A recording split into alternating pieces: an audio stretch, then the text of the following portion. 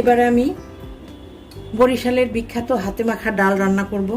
আমি সবকিছু এখানে দিয়ে দিচ্ছি। আমি দিয়ে দিচ্ছি পেঁয়াজ কুচি,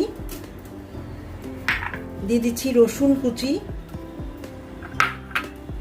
দিচ্ছি লবণ,